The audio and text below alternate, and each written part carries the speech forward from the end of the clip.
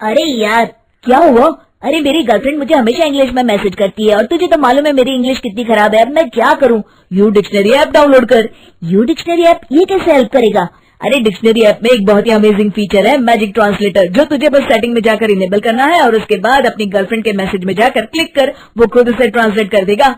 ओह वाह, बट मेरा ग्रामर भी कच्चा है यार। अरे तो वही मैजिक फीचर में जाकर तुझे बस ग्रामर ऑप्शन को सिलेक्ट करना है और अपनी मैसेज में जाकर क्लिक करना है, वो ऑटोमेटिकली तेरा मैसेज का ग्रामर ठीक कर देगा और ये मैसेज तू भेज दे बिंदास। वाह, मैं अभी यू डिक्शनरी ऐप डाउनलोड करता हूँ।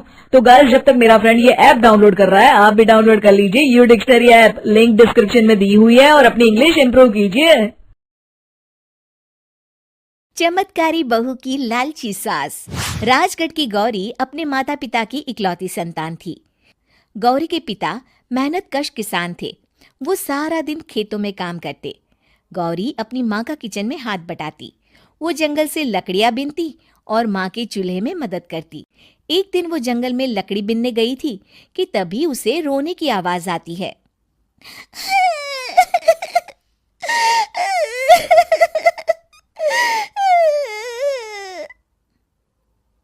अरे, यहाँ कौन रो रहा है? इस जंगल में भला किसी के रोने की आवाज? जरूर कोई जंगल में फंस गया होगा।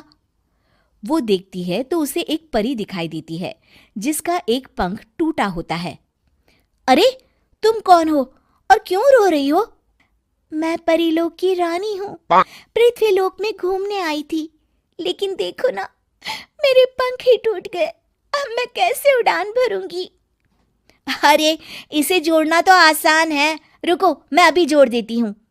ये कहकर गौरी लकड़ी और रस्सी की सहायता से पंखों को जोड़ देती है।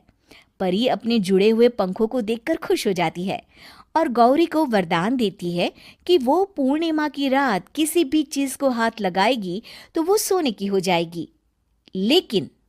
लेकिन गलती से अगर उसने किसी इंसान को छू लिया तो वो अगली पूर्णिमा तक सोने का ही रहेगा। गौरी घर आती है और सारी बात अपने माता पिता को बताती है। गौरी की माँ उसे कहती है, तू भी ना गौरी, सारा दिन परियों की कहानियां पढ़कर स्वप्न लोक में ही रहती है। नहीं माँ, मैं सच बोल रही हूँ। देखो, आज पूर्णिमा की रात है ना, इसलिए डर के मारे मैं कोई सामान भी नहीं छू रही हूँ। अच्छा, ऐसी बात है बिटिया रानी, तो जरा इस घड़े को हाथ लगा दे। गौरी घड़े को जैसे ही हाथ लगाती है वो सोने का हो जाता है। गौरी के माता पिता घड़े को देखकर हैरान रह जाते हैं। अगले दिन गौरी के पिता उस घड़े को सुनार के पास बेचने जाते हैं तो रास्ते में उन्हें कंचा काकी मिलती है। वो सोने का घड़ा देखकर गौरी के पिता से पूछती है, अरे गौरी के बापू, ये पीतल तो बड़ा चमक रहा है। अरे काकी, ये पीतल नहीं, सोना है, सोना बेचने ले जा रहा हूँ। अरे कहीं कोई लॉटरी लग गई है क्या? इतना सोना?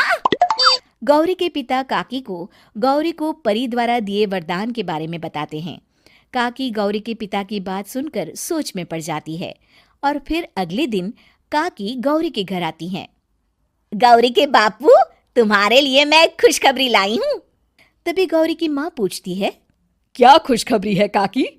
अरे तुम्हारी बेटी का रिश्ता मैं अपने बेटे से करना चाहती हूँ। अरे कब तक अपनी सयानी लड़की को घर पर बिठा कर रखोगी? हाँ, देखो काकी, मैं ऐसे ही व्यक्ति से अपनी बेटी की शादी कराऊंगा जो गौरी के वरदान से नहीं, उसके गुणों को समझे। अरे हमें तो गौरी के गुण अच्छे लगे, इसीलिए तो आ गई हूँ मैं। फिर गौरी के माँ बाप मान जाते हैं और उसकी शादी काकी के बेटे से हो जाती है। अगले दिन, अरे गौरी, कल पूर्णिमा की रात है। तुम्हारे पिताजी परी के वरदान के बारे में बता रहे थे, तो मैं ना कुछ चीजें रख दूंगी, जरा हाथ लगा देना। तभी गौरी का पति वहां आ जाता है और अपनी माँ से कहता है, माँ, क्या जरूरत है गौरी के वरदान को इस्तेमाल करने की? वैसे भी मेरी मेहनत से घर तो चल ही रहा है ना। और गौरी के पिता ने भी यही कहा था कि वो ऐसे ही व्यक्ति से उनकी बेटी की शादी करेंगे जो गौरी के वरदान से नहीं, उसके गुणों को समझे। अरे बस कर किताबी बातें।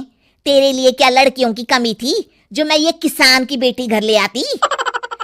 और सुन गौरी, कल अगर तूने सारी चीजों को सोने का नहीं किया तो मैं तुझे घर से निकाल दूंगी और अपने बेटे की दूसरी शादी करवा दूंगी, समझी? इतना कहकर गौरी की सास वहां से चली जाती है।